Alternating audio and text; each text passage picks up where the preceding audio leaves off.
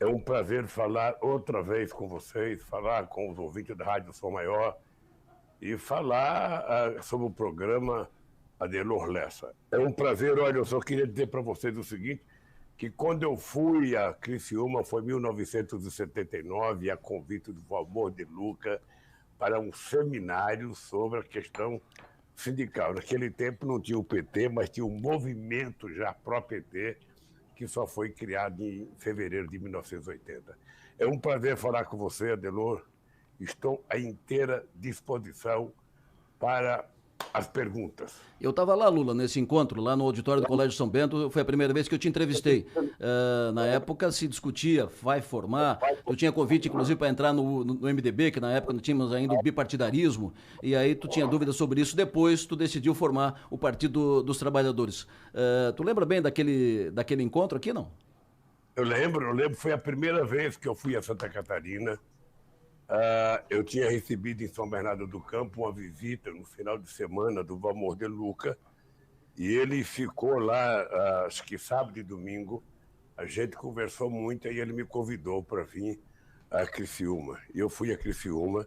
Foi a minha primeira viagem para Santa Catarina e a minha primeira viagem para Criciúma. Lula, o Brasil vem sofrendo muito com uma polarização belicosa, violenta, de partidários defensores Lula-Bolsonaro, lulismo-bolsonarismo. O que o Lula pode ou vai fazer para acabar com esse fla-flu, Lula? Seja na campanha, seja depois na possibilidade de reassumir a presidência do Brasil. Adelor, se você me permitir, querido, eu queria, antes de te responder a pergunta, eu queria mandar um bom dia para alguns amigos aí em Santa Catarina, sobretudo para o Décio Lima, que me ligou agora, o nosso presidente, que está ouvindo o programa, ao nosso querido Pedro Cusai, deputado federal, ao deputados estaduais Fabiano da Luz, Luciana Carminati, Padre Pedro e Neudi Sereta, o nosso querido Sereta. Queria cumprimentar em especial o deputado Jorge Boeira, que acabou de sair do PP para o PDT e que disse que vai apoiar a minha candidatura. Quero cumprimentar o senador Dario Berg, que eu encontrei na entrada do Requião no PT no último sábado, em Curitiba. E quero cumprimentar o Gelson Merizio, que junto com a sua esposa e com o Décio me visitaram em São Paulo. E é importante dizer que o PT criou, junto com os partidos políticos, a maior frente democrática já criada em Santa Catarina. Já temos 8 partidos políticos e todas essas pessoas que eu citei fazem parte dessa frente democrática que querem reconquistar o governo de Santa Catarina. Adelor, tem um problema que é o seguinte, ou seja, toda e qualquer política tem polarização. Ora, o Figueirense, quando vai jogar com o Itajaí, com o Criciúma, ou seja, tem polarização, tem duas torcidas, cada um gritando o nome do seu jogador, cada um festejando o gol. Ou seja, você não pode imaginar que na França tem eleição sem polarização. Você não pode imaginar que nos Estados Unidos tem eleição sem polarização.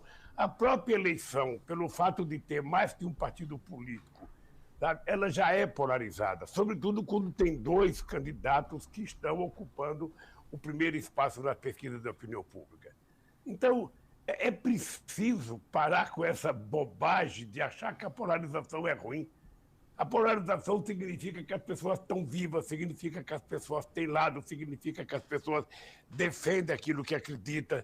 Eu preferia a polarização que eu tinha com o PSDB, com o Fernando Henrique Cardoso, com o Alckmin, porque era um debate mais democrático. Agora, o fato de ser o Bolsonaro facilita a nossa vida, porque a gente quer acabar com o fascismo nesse país, a gente precisa fazer com que o Bolsonaro, sabe, saia do governo para a gente reconstruir a democracia no nosso país, reconstruir a economia do nosso país. Portanto, eu acho que vai ser uma eleição polarizada, sim. Vai ser bem polarizada, vai ser uma eleição, eu diria, quente, vai ser uma eleição de muita disputa. Sabe? Tem gente que está procurando uma terceira via, uma quarta via, uma quinta via. Sabe? Para mim, não tem preocupação. O que eu acho é o seguinte, o que eu acho é que nós temos condições de fazer com que o povo brasileiro retome a governança do Brasil e a gente possa finalmente restituir a democracia ao nosso país. É isso que está em jogo, Adelor. Sabe, a volta do crescimento econômico, a volta da distribuição de renda, a volta do investimento em educação, do investir em inovação tecnológica, a volta da criação de oportunidades para empregar jovens, sabe? Eu acho que é isso que conta nessa campanha política. O nosso compromisso com o povo de cada cidade, com o povo de cada estado, com o povo do nosso país. E eu fico muito feliz de poder, sabe, estar nesse debate com vocês e poder responder a todas as perguntas que vocês vão fazer. A campanha só vai começar depois que os candidatos se definirem. Eu ainda não me defini como candidato, porque eu estou esperando conversas com algumas forças políticas, eu ainda quero fazer umas viagens pelo Brasil. Eu não quero ser apenas candidato do PT, eu quero ser candidato de um movimento para restabelecer a democracia no Brasil, para reconstruir o país, para reconstruir, inclusive, os valores democráticos do nosso país. Então, quando eu decidi que eu vou ser candidato, a imprensa toda vai ser comunicada, eu vou anunciar, sabe, a chapa que a gente vai construir no Brasil, vou anunciar os partidos que estão numa competição conosco, e assim o jogo vai começar. Aí, quando o jogo começar, eu espero que seja uma eleição polarizada do ponto de vista do debate político, do ponto de vista do debate econômico, do ponto de vista do debate social, porque o que conta numa política não é contar mentira. O que conta numa política é a gente discutir, sabe, de verdade os problemas que afligem o povo e as soluções para os problemas que nós apontamos para o Brasil. O Piara? Bom dia, presidente Lula. O senhor deixou o governo do Brasil em 2010, um momento com 80% de popularidade, e o Brasil vivendo um momento exuberante. Mas o mundo e o Brasil mudaram muito nesses 12 anos. E às vezes passa a sensação, quando eu lhe ouço, de que o senhor está prometendo a máquina do tempo. Então, eu queria saber como é que o senhor e o PT veem esse mundo em que a maior frota de táxi não tem um veículo e não emprega ninguém. A maior cadeia de restaurante também é um aplicativo que não tem um restaurante, não tem uma carteira assinada de cozinheiro, em que o dinheiro está virando virtual e transnacional, e que uma startup às vezes vale mais do que uma empresa consolidada. Como é que o senhor vê esse mundo atual? Que respostas tem para esse mundo novo, presidente? Deixa eu falar uma coisa. O mundo novo que você acaba de falar, ele criou condições piores de empregabilidade para o povo brasileiro. Ele destruiu parte daquilo que nós fizemos na educação brasileira. Ou seja, tem menos jovens estudando na universidade hoje, tem menos salário, sabe, no bolso do povo trabalhador, porque a renda per capita tem caído muito. E você está lembrado que os empregos são empregos intermitentes, são empregos que muitas vezes não garantem segurança. Então, quando eu falo do passado, Piara, é preciso ter em conta, sabe, que eu quero mostrar que esse país pode ser melhor do que é. Esse país pode gerar mais empregos, esse país pode gerar mais renda, esse país pode trazer mais felicidade para o povo. Ou seja, a gente não pode aceitar a situação que foi criada de desmonte dos direitos trabalhistas, que vem desde 1943, com Getúlio Vargas, quando criou a CLT. A gente não pode aceitar que o desmonte da CLT foi um benefício para a classe trabalhadora. A gente não pode admitir que o desmonte dos direitos dos trabalhadores aumentou a empregabilidade, porque não aumentou, porque aumentou o emprego sem garantia para o trabalhador, sem previdência social, sem seguridade social, ou seja, o trabalhador que trabalha em aplicativo, ele é quase que um cidadão sem direito nenhum. Se ele der sorte de trabalhar, ele ganha. Se ele não tiver sorte, ele não ganha. Se o carro quebra, ele está lascado. Se a bicicleta dele toma, a moto dele toma, ele está sem direito, ele não tem seguridade social, não tem seguro-saúde, não tem, sabe, auxílio-doença, não tem descanso semanal remunerado. Eu fico me perguntando, que trabalho é esse? Aonde é que nós estamos indo? Nós estamos indo efetivamente para um retrocesso histórico, porque as pessoas, embora de forma mais moderna, estão trabalhando sem nenhuma garantia que nós tínhamos garantido ao longo de décadas de luta da classe trabalhadora brasileira. Então, Piara, o desafio que está colocado para nós, e é isso que eu faço questão de falar, é que quando eu ganhei a presidência em 2003, e eu faço questão de falar do passado para reavivar a memória das pessoas. Você está lembrado, Piara, que quando eu cheguei na presidência em 2003, o Brasil devia 30 bilhões do FMI. O Brasil não tinha dinheiro para pagar as suas contas das importações. O Brasil tinha uma dívida pública de 60% do PIB. O Brasil não tinha reservas internacionais. O que nós fizemos? Nós pagamos a dívida externa, nós diminuímos a dívida de 65% para 32% do PIB, nós emprestamos 15 bilhões para o FMI, nós fizemos uma reserva de 370 bilhões de dólares e fizemos a maior política de inclusão social que se tem conhecimento na história do Brasil. Aumentamos o salário mínimo em 74% e geramos quase 22 milhões de empregos com carteira profissional assinada.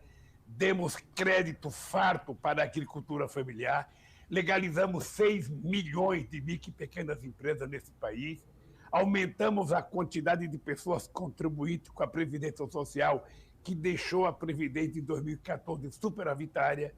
Ou seja, nós fizemos uma revolução, sabe, nesse país, aí mesmo Criciúma, onde você está sentado nessa janela com um fundo belíssimo da casa do Criciúma, aí mesmo nós fizemos 6 mil casas. Pergunta quantas casas o Bolsonaro fez aí. Pergunta se ele fez pelo menos um chalé, se ele fez pelo menos um quarto. Ou seja, porque efetivamente nós governamos pensando nas cidades, pensando nos estados. A minha parceria com os governos de Santa Catarina, sobretudo com o Luiz Henrique, era muito forte, porque no meu conceito a gente não governa o país se não estiver conversando com a cidade e se não estiver conversando com o governo do estado. Então, essa coisa que foi a inovação do país. A inovação de fazer com que o Brasil passasse a ser respeitado do ponto de vista internacional, que o Brasil fosse respeitado pelos Estados Unidos, que o Brasil fosse respeitado pela China, que o Brasil fosse respeitado por toda a União Europeia, que o Brasil fosse líder na América Latina, sabe, conversando com todo mundo, tentando ajudar. O Brasil não falava grosso com os Estados Unidos, não falava grosso com a Bolívia e fino com os Estados Unidos. O Brasil falava igual com todo mundo. É esse país que eu quero reconstruir. Um país de oportunidade, um país de esperança. Um país em que, no meu tempo de governo, 90% dos acordos feitos pelos sindicatos com os empresários tinha aumento real de salário. Eu vou repetir, 90% dos acordos salariais feitos no meu tempo de presidente tinha aumento real de salário. No governo atual, apenas 7% dos acordos têm aumento real de salário. Então, é esse país de crescimento, de distribuição de riqueza, de entrada de mais jovens na universidade, de mais FIES, de mais ProUni, de mais pobres da periferia estudando, que eu quero recriar outra vez. É esse país colocando o pobre dentro do orçamento da União, dentro do orçamento da cidade, dentro do orçamento do Estado e colocando as pessoas mais ricas no imposto de renda. É assim que a gente vai consertar o Brasil, com investimento em inovação tecnológica. Se o Estado não tem competência para fazer isso, o Estado tem que fazer uma parceria com os empresários e com as universidades para que a gente faça a revolução de inovação que o Brasil precisa passar. Toda vez, o Piara, que eu falo do passado, é para tentar lembrar a sociedade brasileira que o Brasil já foi melhor, que o Brasil já teve mais emprego, que as pessoas podiam comer 3 vezes ao dia, que as pessoas podiam fazer um churrasco no final de semana, que as pessoas podiam ir para a praia tomar uma cervejinha, que as pessoas podiam viajar de avião para outros estados e para outros países. Sabe? É esse país que eu quero reconstruir, porque é esse país, o país do sonho, de cada homem e de cada mulher de Criciúma, de cada homem e de cada mulher de Santa Catarina, de cada homem e de cada mulher do Brasil. E eu acho, Piara, que é esse Brasil que você sonha para ser reconstruído no Brasil. Ô Lula, as sentenças e as penas contra o senhor foram derrubadas, foram anuladas, mas, mesmo assim, ficou muito vinculado à sua imagem e à do PT a marca da corrupção. Consegue reverter isso, Lula? Como reverter isso? Eu estou tranquilo porque isso já foi revertido. Mas veja, na medida em que a Corte Superior desse país reconhece que o julgamento meu foi uma farsa, que a denúncia foi uma farsa, uma mentira, eu não tenho que ficar preocupado com mais nada. Quem tem que ficar preocupado é que quem contou as mentiras contra mim vai ter que se explicar historicamente. Eu vou te dar um exemplo, Adelor. Sabe, os meios de comunicação que divulgaram fartamente as mentiras contadas pelas pessoas que me acusaram, eles vão ter que, um momento, ir e desvendando e contando. Sabe? Por que um setor da imprensa, às vezes, Adelor, não admite que eu sou inocente? É porque eles passaram 5 anos vendendo a mentira que contaram para eles e que eles ficam com vergonha, sabe, de voltar atrás, quando, na verdade, a gente pedir desculpas é um ato de grandeza, não é um ato pequeno. A palavra desculpa é uma palavra que engrandece as pessoas. Se a imprensa foi induzida a divulgar mentiras contadas por quem me acusou, e agora você tem, do ponto de vista da decisão da justiça, a minha inocência, não custa nada dizer isso. Mas tem gente que tem dificuldade, muita dificuldade. Eu vou te dar um exemplo. Hoje vai ter um julgamento importante. Muito importante, eu queria que você prestasse atenção. Hoje vai ser julgado no Superior Tribunal de Justiça um processo meu contra o procurador que inventou aquela história do PowerPoint. Estão lembrada? Sim. A famosa história que dizia que eu tinha montado uma quadrilha. Esse processo foi o primeiro a ser anulado. Esse processo eu fui inocentado. E na decisão do juiz de Brasília, ele disse há 4 anos atrás que esse processo era uma farsa política. Ninguém divulgou. Eu entrei com um processo contra o acusador e hoje vai ser julgado. E eu estou convencido, sabe, que nós vamos fazer justiça mais uma vez. Esse processo vai provar que quem me acusou era mentiroso, tinha interesses escuros por detrás e ele não tinha e não tem nenhuma prova que pudesse fazer com que ele acontecesse. Eu abri um processo e eu espero que esse processo seja julgado hoje e que a gente possa ir restabelecendo a verdade. Então, as acusações que foram feitas, Adelor, o tempo vai se encarregar de provar. Eu fico pensando sempre o seguinte: o Juscelino, ele foi acusado de ter um apartamento no Rio de Janeiro. Nunca se provou que ele tem um apartamento. O Getúlio Vargas se matou por causa de denúncia de corrupção e nunca se provou que ele roubou. E assim é a história da humanidade. Ou seja, como foi no meu governo, o governo que mais fez lei para combater a corrupção, como foi nós que criamos a delação premiada, como foi nós que fizemos tudo para que as pessoas pudessem ser investigadas, porque você lembra que no governo do Lula e da Dilma não tinha tapete. As coisas não eram escondidas, qualquer denúncia era apurada, contra quem quer que seja. O que acontece agora? O que acontece agora é que as denúncias são engavetadas, ninguém investiga, sabe, o Ministério Público não investiga, não acusa, não há uma solução. É só ver o Bolsonaro e a família dele para ver o que está acontecendo. É só a gente perceber que ninguém até agora foi investigado por causa da rachadinha, ninguém foi investigado por causa da quadrilha, sabe, da compra de vacina. Então, quando você não permite a investigação, aí você vai dizer: não tem corrupto no meu governo. É só investigar que você vai ver o que vai acontecer, sabe, nesse governo e em qualquer outro governo. E eu tenho orgulho, Adelor, eu tenho orgulho, e a Dilma também tem orgulho, porque além da gente ter criado a lei de acesso à informação, em que você pode ligar e ter acesso a qualquer informação no nosso governo, hoje você não tem mais. Hoje você não tem mais, porque isso está praticamente proibido. As pessoas não informam nada. Então, o tempo vai se encarregar, Adelor, e eu já estou com a minha consciência tranquila, sabe, de dizer o seguinte: eu estava com a verdade quando resolvi desafiar os meus acusadores. Eu estou tranquilo. Não sei se eles estão tranquilos. O Piara.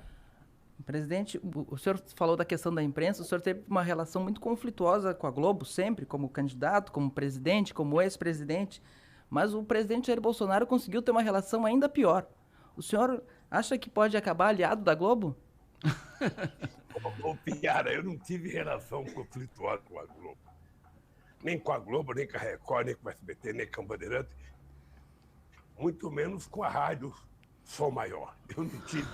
Eu não tenho relação conflituosa com a imprensa, eu tenho divergência de conceito de informações com alguns setores da imprensa, sabe? Mas eu não tenho divergência, eu nunca briguei com ninguém.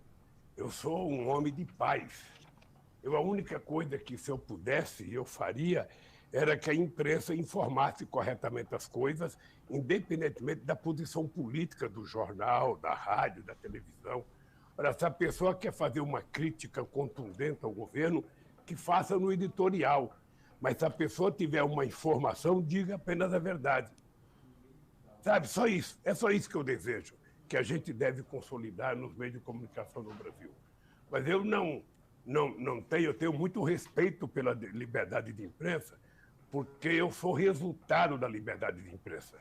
Mesmo quando a imprensa me critica, ela está falando o meu nome. E cada vez que ela fala o meu nome, ela me dá a oportunidade de poder falar as coisas que eu penso. Portanto, meu caro, Piara, não me inclua no rol dos Bolsonaro na briga com a imprensa, porque se tem uma coisa que eu briguei a vida inteira, desde que eu era sindicalista, foi pela liberdade de comunicação, pela liberdade de imprensa nesse país.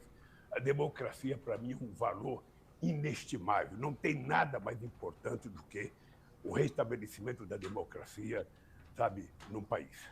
Já que entramos nesse assunto mídia, como é que o senhor avalia, como é que o senhor pensa, o que o senhor imagina sobre essa questão de regulação da mídia? Olha, eu acho que em algum momento a sociedade brasileira vai fazer uma regulação, sobretudo na mídia, na regulação da televisão, da internet. Veja, você não vai regular jornal, você não vai regular revista, porque isso somos livres. Agora, quando você tem a internet funcionando com tanto fake news como você tem, eu não entendo, mas eu não sei como vai regular, mas em algum momento a sociedade brasileira vai ter que fazer esse debate e vai ter que ter uma regulação. Quando eu era presidente, nós fizemos um seminário, participaram mais de 3.000 pessoas de todo o território nacional, e nós apresentamos uma proposta, na verdade, é a presidenta Dilma, porque nós não mandamos a proposta para o Congresso Nacional, porque estava terminando o meu governo e eu achava que era o novo governo que deveria promover o debate. Eu não sei por que não foi feito esse debate, não deram entrada no processo, mas eu acho que em algum momento vai ter um debate para a gente tentar restabelecer, sabe, a imprensa livre de verdade nesse país. O Piara? Presidente, o que a gente chama hoje de Centrão, a gente pode dizer, para não voltar tanto na história, mas ele apoiou o governo Fernando Henrique, apoiou o seu governo e apoiou o governo Dilma até certo momento. Hoje ele é a sustentação do presidente Bolsonaro. O senhor conta com ele se for eleito? Conta com o retorno desse grupo político para sua base? Piara, o começo da tua pergunta foi cortado. Se você puder perguntar outra vez, eu te agradeceria. Com certeza. Presidente, o que hoje a gente chama de Centrão apoiou vários governos ao longo da história. O Fernando Henrique, o seu, o governo Dilma em parte, e hoje é o sustentáculo do governo Bolsonaro. O senhor conta com esse grupo de volta, se voltar ao poder? Piara, eu digo sempre que o Centrão não é um partido político. O Centrão é um conjunto de partidos políticos, sabe, que se juntam para tentar apoiar o governo de acordo com aquilo que pensa o governo. Ninguém consegue governar sem a construção de uma maioria no Congresso Nacional para votar os projetos de interesse do governo e eu espero que de interesse da sociedade brasileira. Tá? Eu acho que tem momentos em que o Centrão, por exemplo, ele foi criado na Constituição de 88, né? Quando a gente estava avançando nas questões sociais na Constituição de 88. Então, eu lembro hoje do deputado Fiuza, lembro do deputado Roberto Cardoso Alves, sabe, propondo a criação do Centrão para tentar evitar os avanços da esquerda. E, a partir daí, esse Centrão se organiza sempre e qualquer presidente da República eleito democraticamente tem que conversar com essas pessoas, independentemente de você gostar ou não. Você tem que conversar em função dos projetos que você manda para o Congresso Nacional, de interesse do povo brasileiro, de interesse da indústria nacional, de interesse do sindicalismo, ou seja, você não tem como não conversar. Agora, o que não dá é para você ver o Congresso funcionando da forma que está hoje, com um orçamento secreto que permite um poder tamanho ao Congresso Nacional, em detrimento ao papel que tem um presidente da República. Tá? Então, eu posso dizer que eu e qualquer pessoa que ganhar as eleições desse país vai ter que conversar com deputados e senadores eleitos. A gente não conversa com suplentes. A gente não conversa com quem se elegeu, a gente é obrigado a conversar com quem está eleito. Se você for a Brasília hoje, Piara, discutir um problema que interessa ao povo de Criciúma, você não vai conversar com o deputado que você gosta, com o senador que você gosta, que pensa igual a você. Você vai conversar com um cara que tem mandato, independentemente do pensamento ideológico dele. É assim que funciona a política, é assim que funciona a democracia no Brasil e no mundo inteiro. Lula, uma questão do cotidiano, do dia a dia, da vida das pessoas. Preço da gasolina, Lula. Como é que o senhor imagina uma política de preço dos combustíveis para esse país se o senhor voltar à presidência da República? Olha, nós já tivemos política de preço durante 13 anos de governo do PT. Veja, nós antigamente, a gente tinha mais necessidade de importação de petróleo, porque a gente não tinha autossuficiência como nós temos hoje. Mesmo há um tempo atrás, o Brasil exportava gasolina. O que eu tenho dito é que os preços dos combustíveis têm que ser nacionalizados. Não existe nenhuma razão para que a gente tenha preço da gasolina dolarizada, o preço do diesel, o preço do gás. Não tem nenhuma razão. Acontece, Adelor, que quando se destruiu a BR, em nome do desenvolvimento, em nome de que, você está lembrado do discurso, sabe, vamos repartir a BR em muitas empresas e aí a concorrência vai baixar o preço. Mentira! BR distribuidora, Mentira. Né? Sabe o que aconteceu? Destruiu-se a BR e hoje nós temos 392 empresas importando gasolina dos Estados Unidos. Importando gasolina a preço de dólar, quando a nossa gasolina é produzida em reais. Então, é importante que o preço da gasolina seja efetivamente em função da nossa moeda, em função do custo real. O Brasil, depois do pré-sal, o Brasil é autossuficiente. O Brasil, até então, você está lembrado que quando eu deixei o governo, a gente estava fazendo a refinaria no Maranhão, uma refinaria no Ceará, fizemos a refinaria Clara Camarão no Rio Grande do Norte, que era de querosene para avião, fizemos a refinaria de Pernambuco, que foi terminada em 2017, 2018, a refinaria do Compédio no Rio de Janeiro, que não vai mais refinar petróleo, ou seja, ela vai ser uma indústria mais petroquímica, ou seja, então era preciso que a gente dotasse o Brasil de capacidade de refino. O Brasil hoje está com a capacidade de refino de 90%, não pode ser mais, porque não tem refinaria. Então é preciso construir mais refinaria. Uma refinaria vai demorar de 5 a 7 anos para ser construída. Eu acredito que é esse tempo. Enquanto a gente não fizer isso, a gente vai ficar importando. E o povo que ganha salário em real, o povo que compra comida em real, vai ter que pagar gasolina a preço de dólar, porque o Brasil virou um país dependente. O Brasil abriu mão da sua soberania. O Brasil está destruindo a Petrobras. Toda atitude, toda a política da Petrobras é para, sabe, ter lucro, para poder, não para fazer investimento, lucro para dividir com os acionistas de Nova York. Ou seja, enquanto, sabe, a gente enriquece os acionistas, a gente empobrece a sociedade brasileira. Isso é uma coisa descabida. É por isso que eu digo, se nós ganharmos as eleições, a gente vai abrasileirar os preços da Petrobras. Quando nós decidimos que a construção de sondas, de plataformas e de navios, iria ter 65% de componentes nacionais, é porque a gente queria gerar emprego nesse país.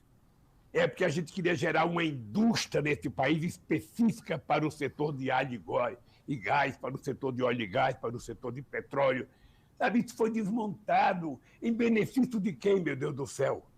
Em benefício da subserviência do Brasil, a ponto de você ter um presidente da República dizendo, se eu pudesse, eu dava um murro na mesa da Petrobras. Não, Um presidente não tem que dar murro na mesa do Petrobras. O presidente tem que chamar a direção da Petrobras, chamar o conselho da Petrobras, fazer uma reunião com o Conselho Nacional de Política Energética e discutir o preço do combustível, discutir o preço do gás de cozinha, porque é inadmissível o gás de cozinha em alguns estados está a R$150. A gasolina em algum lugar está mais de R$8 o litro. Olha, como é que os caminhoneiros vão ter lucro se o frete está apertado, o preço do combustível está largado? O preço do combustível, o preço do frete é bem apertado e o preço dos pedágios é uma loucura. Como é que os caminhoneiros brasileiros vão sobreviver? Como é que o cara vai pagar a prestação do caminhão? Como é que o cara vai levar dinheiro para casa? Sabe, essas coisas têm que ser pensadas pelos governantes desse país. Então, eu quero te dizer, Adelor, o seguinte: se preparem, porque se o PT ganhar as eleições e a gente voltar ao governo, sabe, a gente vai primeiro recuperar a soberania nacional. O petróleo tem que ser do povo brasileiro. Segundo, os preços serão compatíveis com o custo da produção de combustível. E vou te dar uma dica, Adelor.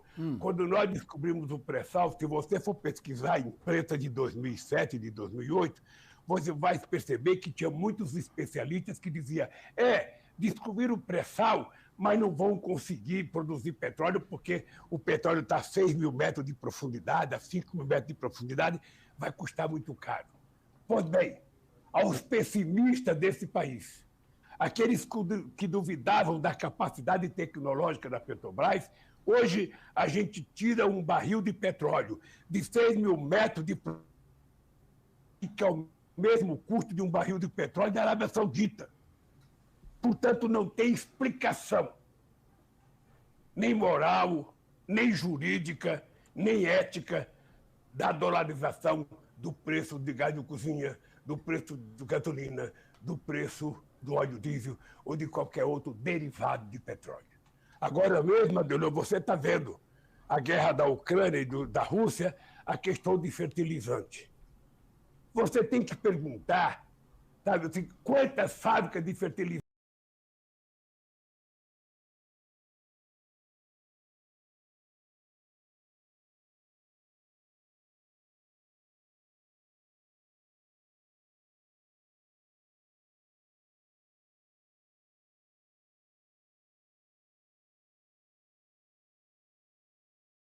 foram fechadas nesse país.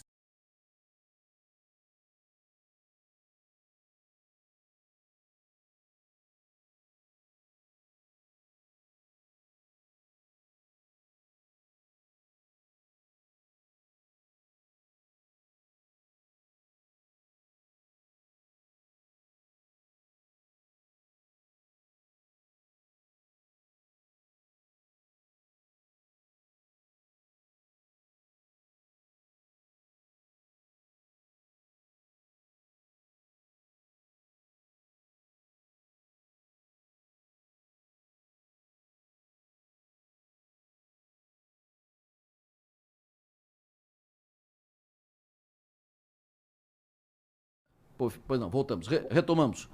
O contato. Tínhamos perdido a conexão aqui, ex-presidente Lula. Retomamos a conexão. O senhor estava falando sobre essa questão do preço de combustível. A parte final da sua manifestação nós não ouvimos, presidente. Se o senhor quiser concluir. Eu estava apenas dizendo que não tem nenhuma explicação o preço $100. Não tem nenhuma explicação porque tudo que é investimento é em reais. As peças são produzidas em reais, os trabalhadores recebem em reais. Por que você tem que dolarizar o preço da gasolina, do gás ou do óleo diesel? Não existe nenhuma explicação. Então eu disse que se o PT voltar ao governo, a gente vai abrasileirar os preços do combustível nesse país. E eu estava dizendo dos fertilizantes. Isso. Mas agora estão dizendo que o fertilizante está caro por causa da guerra da Ucrânia. O Brasil poderia ser autossuficiente em fertilizantes, porque o Brasil é o terceiro maior produtor de alimentos do mundo, e um país que tem o potencial de produção de alimentos que tem o Brasil não precisa importar. O Brasil pode produzir aqui. Eles fecharam as fábricas que a gente tinha, 3 no Paraná, 2 em Sergipe, na Bahia, e mais importante, a fábrica de ureia que a gente estava fazendo em Três Lagoas, que estava com 85% pronta, simplesmente paralisaram. A fábrica de amônia que a gente estava fazendo, eles paralisaram. Olha, numa demonstração de irresponsabilidade total, porque o Brasil é o terceiro maior produtor de alimento do mundo. Portanto, o Brasil tem que ser autossuficiente em fertilizante. E a autossuficiência permite que a gente tenha nossas próprias fábricas. A gente não tem que ficar importando nem da Rússia, nem da China, nem da Ucrânia. A gente tem que produzir o que a gente precisa aqui, porque nós temos esse fertilizante no Brasil. Então, é triste você ter um governo que não pensa na soberania nacional. Você tem um governo que só trabalha pensando na subserviência, na dependência. Sabe, e isso não faz uma nação ser grande. Sabe? O que faz uma nação ser grande é a capacidade de sonhar e realizar do seu povo. E a gente acreditava muito nisso, a gente sonhava muito nisso. É por isso que eu fiz a maior capitalização da história do capitalismo mundial na Petrobras, em 2010, e vocês estão lembrados disso. Não foi na Bolsa de Nova York ou na Bolsa de Tóquio, foi na Bolsa de São Paulo que a gente fez a maior capitalização da Petrobras, transformando a Petrobras na segunda maior empresa de energia do mundo. E agora eles estão fatiando ela, já venderam o gasoduto, já venderam a BR, já venderam a Liquigás, ou seja, como se o governo não tivesse nenhuma responsabilidade. O papel do governo não é vender empresa. O papel do governo é administrar e gerenciar bem os interesses da sociedade que ele representa. O Piara? Presidente, eu queria saber como surgiu a ideia de fazer a aproximação com o ex-adversário e ex-tucano Geraldo Alckmin, a ponto de ele ser um possível vice seu na chapa da presidencial esse ano. Olha, o Piara, primeiro é o seguinte, o Alckmin foi governador do estado de São Paulo, ele foi vice do Mário Covas de 94 a 98, depois ele foi vice de 98 a 2000, porque o Mário Covas morreu, assumiu o governo em 2000, foi até 2002, depois ele teve 5 mandatos consecutivos quase para o governo de São Paulo. É uma pessoa de muita experiência política, é um homem, você disse bem, nós somos adversários. O fato de você ser adversário não significa que você seja inimigo. Vocês podem restabelecer pontos de conversa, você pode construir interesses programáticos juntos. Eu ainda não defini a vice, porque nem o Alckmin definiu o partido que vai entrar. Ele vai entrar, me parece que no dia 23, no PSB, e eu ainda não decidi a minha candidatura. Quando eu decidir a candidatura, ele se filiar, então os partidos vão conversar para consolidar se existe ou não essa possibilidade. Eu estou convencido que se a gente construir, isso é um benefício muito grande para o país. Eu estou convencido. Vamos ver se é possível construir. Os partidos vão ter que conversar, sabe? Eu vou ter que sentar com o Alckmin, conversar e saber o que vai acontecer, porque o jogo não está definido na política ainda. Sabe? Tem muita gente se colocando como candidata, mas a política é uma coisa muito complicada e tem muita gente que muda de posição, tem gente, agora nós temos a janela política que todo mundo está trocando de partido, sabe? E eu vou definir. E se o Alckmin, por acaso, sabe, for o meu vice, eu penso que será um benefício para o Brasil e a gente vai fazer um grande governo se ganharmos as eleições. Lula, entre questionamentos e críticas aos governos do PT, investimento na refinaria de Pasadena nos Estados Unidos, investimento no Porto de Mariel em Cuba, investimentos na Venezuela. O senhor presidente faria tudo isso de novo? Ou coisas semelhantes, claro? Deixa eu te falar uma coisa de novo. Você é um homem de comunicação e eu acho que seria importante você contribuir para ajudar a formar a cabeça do nosso povo. Veja, o Brasil não seria o que é se não tivesse havido investimentos estrangeiros no Brasil no começo do século. Teve muitos investimentos na área da ferrovia, teve muitos investimentos na área do transporte marítimo, teve muitos investimentos na área do setor elétrico, ou seja, houve muitos investimentos estrangeiros financiados por bancos estrangeiros. É só você pesquisar para saber quantos bancos estrangeiros investiram no Brasil, Banco Mundial, Banco Europeu. Ou seja, é normal e é saudável. O Brasil, Adelor, é o único país do mundo que quando a gente decide fazer um empréstimo a um país para o investimento, esse país é obrigado a contratar uma empresa brasileira. E aí a gente começa a exportar serviços, a exportar engenharia. Eu vou te dizer uma coisa, sabe, de Mariel, em Cuba, gerou ao Brasil 900 milhões de dólares de compra de coisa do Brasil. Além de que os cubanos pagam empréstimo. O metrô da Venezuela começou com Fernando Henrique Cardoso e começou corretamente. Da mesma forma que nós recebemos dinheiro emprestado para fazer coisas no Brasil. É isso que é o papel do banco de investimento. Sabe, o banco chinês, o banco americano, o banco mundial, ou seja, empresta dinheiro para o desenvolvimento.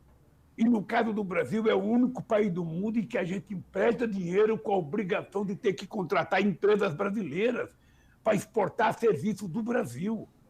Esse negócio de achar, sabe, que é ruim, é pura ignorância ou falta de informação.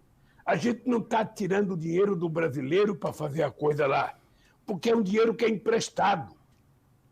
É um dinheiro que é emprestado com pagamento de juros, ou seja, não tem nenhum problema, sabe? Não tem nenhum problema. Se faltar dinheiro para o Brasil, tudo bem, mas é um dinheiro que a empresa brasileira não quer tomar emprestado. Nós, quando investimos em Angola, nós temos garantia absoluta de receber esse dinheiro por conta do petróleo de Angola. Então, eu acho uma pena a cabeça de alguns brasileiros, às vezes muito atrasada, achar que fazer uma ponte em um país é um pecado mortal.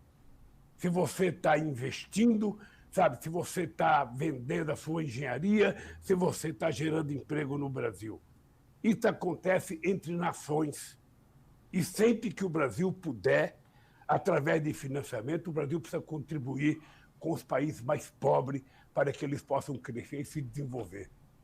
Essa é uma prática saudável da qual o Brasil se beneficiou historicamente e muito.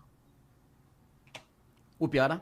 Presidente, o senhor citou no começo da nossa entrevista todos os nomes que são cotados para liderar uma chapa aqui em Santa Catarina, dessa frente de esquerda. E eu queria saber que caminho que o senhor acha melhor. Tem um nome do PT, como o Décio Lima, vinculando o 13 nacional com o 13 estadual, ou um desses candidatos que são de partido, que eram de partidos de centro e que estão aderindo ao projeto? O que o senhor acha que é um caminho mais interessante para ser o palanque local? Olha, a pessoa que deva ser candidato nessa frente democrática que está sendo criada em Santa Catarina é aquele que os partidos entenderem que é o melhor candidato, que unifica mais e que tem mais chance de ganhar. Muita gente fala no Dário